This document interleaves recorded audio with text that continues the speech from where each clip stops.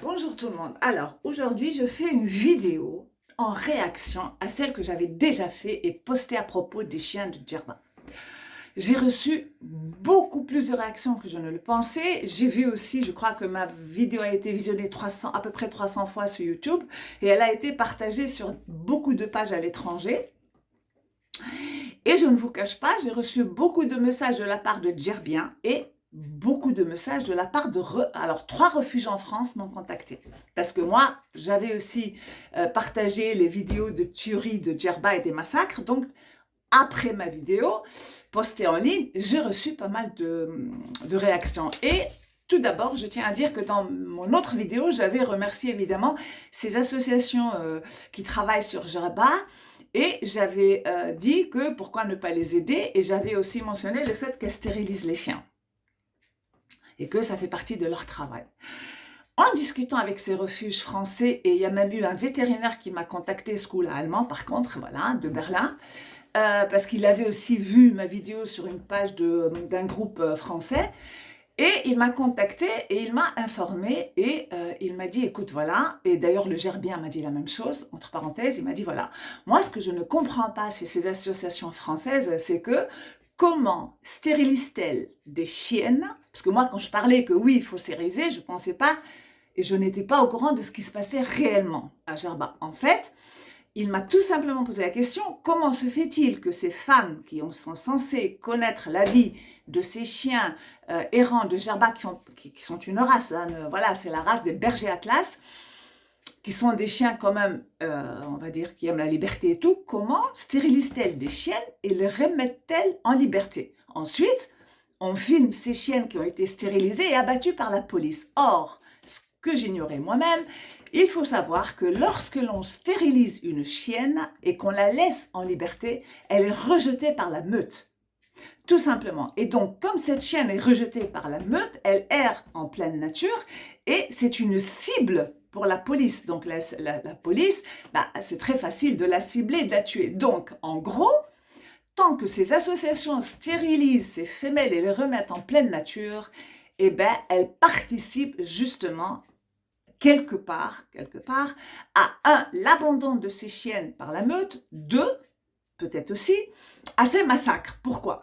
Parce que la police, généralement, quand elle va à la chasse de ces chiens, elle tire sur les chiennes, voilà, les chiens qui sont abandonnés et qui vivent seuls. Ça, c'est la chose qu'on m'a remarqué.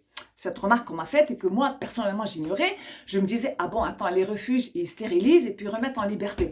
Or, il paraît que ça n'a aucun sens. Et on m'a dit, si ces femmes qui travaillent à Djerba et qui ont des associations ne savent pas ça, que savent-elles? 1. 2. La deuxième chose qu'on m'a dit aussi et qu'on m'a reproché, enfin, c'est pas qu'on m'a reproché, on m'a dit, voilà, pour information, ces chiens bergers de l'Atlas sont des chiens qui vivent en meute. C'est-à-dire que leur bonheur, c'est de vivre en liberté et en meute.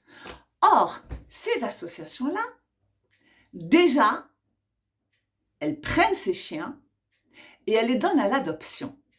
Or, à l'adoption, cela signifie que ce chien finira par vivre dans une famille européenne, une maison ou une villa, mais avec des individus, non pas de sa race, mais avec des humains. Or, pour le berger de l'Atlas, c'est terrible, parce que le berger de l'Atlas est un chien qui vit en meute. D'accord? Donc, le fait de les adopter en Europe n'a aucun sens, d'autant plus que les refuges qui m'ont contacté en France et m'ont dit clair et net sur Messenger, ils m'ont dit, madame, vous êtes en train de faire, on va dire, l'apologie de ces adoptions pour l'Europe, ce que font ces associations à Djerba. Or, nous savons que les refuges en Europe sont bondés.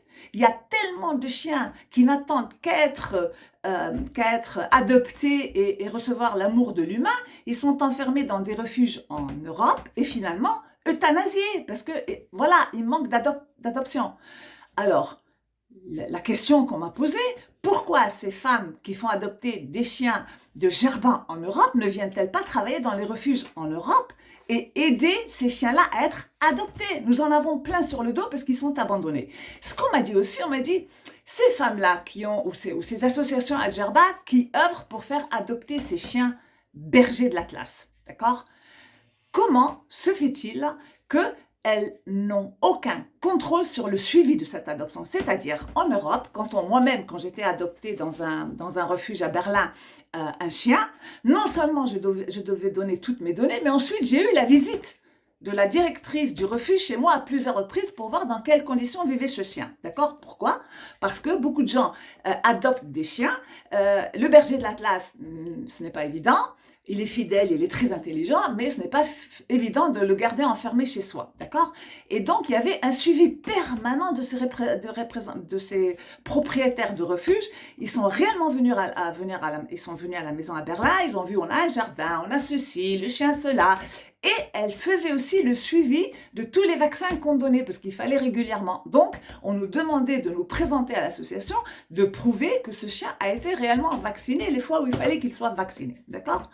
Or, ces femmes, les associations à Djerba, comment font-elles ce suivi? Ça veut dire que le chien, il est donné à l'adoption, mais il n'y a aucun suivi après. Et bien sûr, on peut me dire, oui, mais les gens font des vidéos, et les vidéos ne prouvent rien. Et cette dame de l'association et d'un refuge en France m'a dit, madame, comment vous pouvez cautionner de tels actes? J'ai dit, moi, je ne cautionne pas du tout. Je ne cautionne pas du tout l'adoption. Moi, tout ce que j'ai dit, ces associations font un travail, et oui, il faut stériliser. Mais j'ignorais que on stérilise et on rejette la chienne en pleine nature. J'apprends par un vétérinaire que c'est de la folie, c'est un crime de stériliser les chiennes et de les remettre en pleine nature parce que, justement, dans l'état sauvage où elles vivent, elles sont rejetées par la meute. Donc, ces associations qui stérilisent les chiennes pour les remettre en pleine nature, finalement, voilà, elles les mènent à la mort pratiquement. Ça, c'est l'autre chose que je voulais dire. La troisième chose que je voulais dire, c'est que, ok, on le sait, ces chiens-là ne se développent et ne vivent et ne sont heureux que dans un milieu naturel. Alors moi, la question que m'a posée quelqu'un bien précis, un gerbien, je ne citerai pas son nom, mais il m'a dit, écoute, voilà, je vais t'en parler, mais ne cite pas mon nom. Et ensuite, il m'a donné d'autres pages Facebook à contacter, ce que j'ai fait. Et il s'avère, on m'a dit, voilà, il y a des cagnottes sur Internet, d'accord, pour l'adoption de ces chiens. Et ces cagnottes remontent jusqu'à 4, 5, 6, 700 euros. Donc, c'est à peu près 3000 dinars. Moi, la question que je vais poser, quand on aime à ce point-là le chien, pourquoi, on ne se bat pas pour les garder dans leur milieu naturel, c'est-à-dire Djerba? 2, pourquoi on ne sauvegarde pas ou on ne protège pas leur vie naturelle en meute? Troisièmement, pourquoi demander autant d'argent? Moi, une dame de Monastir m'a contacté, une Allemande, et m'a dit, je ne comprends pas qu'il y ait une cagnotte aussi élevée pour l'adoption d'un chien. Elle a fait adopter son chien, elle a payé maximum 500 dinars. 180 dinars la stérilisation, la puce, et elle a préparé ses papiers au niveau du ministère, elle n'a payé qu'à peu près 500 ou 600 dinars. Or, les cagnottes, ce sont des cagnottes entre 600 et 800 euros. Donc, la question que m'a posée ce gerbien, pourquoi ces femmes-là qui ont 3, 4 refuges et que certaines d'entre elles se battent entre elles et une concurrence telle que ce n'est plus l'intérêt des chiens, finalement, pourquoi ces femmes-là ne font-elles pas des cagnottes pour louer de grands terrains à l'abandon à Djerba, et il en existe, et pourquoi ne créent-elles pas un énorme refuge où, oui, elles peuvent faire stériliser les chiennes, mais alors là, toutes les chiennes et tous les chiens castrés, qu'il n'y ait pas justement de problème au sein de la meute. Deuxièmement, pourquoi ne gardent-elles pas ces chiens à Djerba? Parce que ces chiens appartiennent à Djerba, font partie du patrimoine djerbien. Ces chiens qui sont des bergers de l'Atlas, ce sont nos chiens. Ce sont notre patrimoine, ce sont nos animaux. Et quand en Europe, on se bat pour garder des animaux dans leur milieu naturel, par exemple, je vais vous dire, les tortues en Tunisie, c'est interdit l'exportation. Il y a plusieurs animaux comme le perroquet, il y a certaines races de perroquets, absolument interdit de les exporter hors de leur milieu naturel. D'accord? Donc, ce que me dit ce monsieur, il me dit, s'il y a cet amour véridique du chien et le respect de sa race, elles doivent tout faire, 1, pour le maintenir à Djerba, 2, pour offrir à ces chiens une vie adéquate qui s'adapte à leur milieu naturel, à leur histoire, à leur patrimoine. Or, les Gerbiens me disent, ces femmes nous volent nos chiens. Et non seulement elles nous les volent, mais en plus, elles les vendent. Donc, pourquoi ne pas, je lance un appel à ces associations qui vont me sauter elles vont me sauter dessus, elles vont me taxer de tout et de n'importe quoi, elles vont m'insulter comme elles l'ont déjà fait. Or, la différence entre elles et moi, je suis tunisienne. Je parle pour l'intérêt de mon pays. Je parle pour l'intérêt des chiens de notre pays. Ils se font assassiner, massacrer, parce que la police les tue, parce que les touristes se plaignent. Eh bien, à vous, associations de Djerba envers lesquelles j'appelle, à créer des refuges, non pas pour garder vos chiens et les faire adopter en Europe, ils n'ont rien à faire en Europe, et encore moins dans des appartements ou des maisons et vivre seul avec un être humain. Ces chiens vivent en meute depuis des millénaires.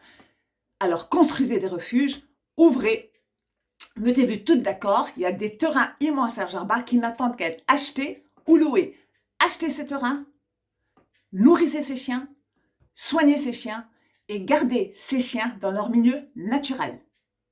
Voilà ce que je peux dire. Et si vous voulez prouver votre bonne foi par rapport aux citoyens djerbéens et aux Tunisiens, montrez que vous êtes aptes et capables à vous unir pour garder nos chiens dans notre pays. Et les refuges en France, vous pouvez très bien vous investir. Il y a des centaines de chiens dans les refuges français abandonnés qui ne demandent qu'à être adoptés. Alors mesdames, si vous aimez réellement les chiens, commencez par aider vos chiens en France abandonnés, vos chiens en Allemagne abandonnés et vos chiens hollandais.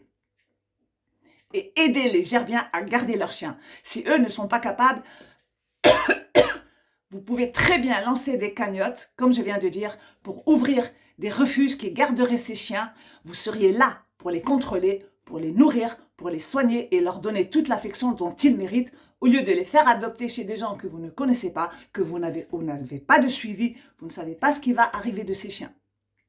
C'était mon appel que je lance à la demande de plusieurs, mais alors là, plusieurs personnes qui ont vu mes vidéos et qui ont été offusquées, je dis bien, qui ont été offusquées par ce que j'ai dit à propos des associations. Or, moi, j'avais dit que j'applaudissais le travail des associations qui stérilisaient ces chiennes, mais je ne savais pas qu'elles le remettaient en plein air et en pleine nature. Et c'est des Djerbiens qui m'ont dit « Ne commets pas cette erreur » parce qu'elles stérilisent les chiennes et elles les relâchent en pleine nature. Donc ces chiennes se font abandonner et donc elles se font tuer par la police. Voilà, c'est ce que je tenais à dire. Et n'allez pas poster cette vidéo sur vos pages respectives en m'insultant de tous les noms, comme quoi je n'aime pas les chiens. Je ne voulais pas le dire l'autre fois, mais mesdames, avant que vous connaissiez Djerba, moi-même, je prenais les chiens et moi-même, je les nourrissais, je les nourrissais et je m'en occupais. Voilà, moi, je suis tunisienne. Je connais Djerba depuis 1980. Je ne vous ai pas attendu pour aider les chiens. Donc, si jamais c'est ce que vous voudriez lancer comme polémique, je tiens déjà à vous informer sur ce détail. Et d'ailleurs, une chose que vous ne savez pas, c'est que moi, déjà les années 80-81, j'allais sur les plages, il y avait des meutes de chiens, je leur amenais à manger, mais je les laissais dans leur milieu naturel. Voilà, c'est la seule différence, d'accord? Je n'avais pas vos moyens, je ne faisais pas de cagnotte, je n'en parlais pas ouvertement, je faisais ça toute seule. J'allais dans les zones où les chiens étaient là-bas, il y en avait même à Sidi Jmour d'ailleurs, et je leur mettais à manger sous les palmiers, et eux, quand je repartais, je les voyais venir se nourrir, mais je les respectais dans leur milieu naturel, comme ça s'est toujours fait à Djerba, dans les campagnes. Donc, je termine ma vidéo en disant, ce n'est pas une critique du travail des associations, mais de votre travail et la façon dont vous le faites, et les financements qui ne servent finalement qu'à faire partir nos chiens de chez nous. Ce sont nos chiens, ce sont nos bergers de l'Atlas, ils appartiennent à Djerba. Si les Djerbiens ne savent pas les respecter, aidez-le à le faire. Si les Djerbiens les tuent, offrez-leur un refuge où ils peuvent être certains, protégés, nourris et soignés. Voilà ce que je voulais dire. À méditer, mesdames.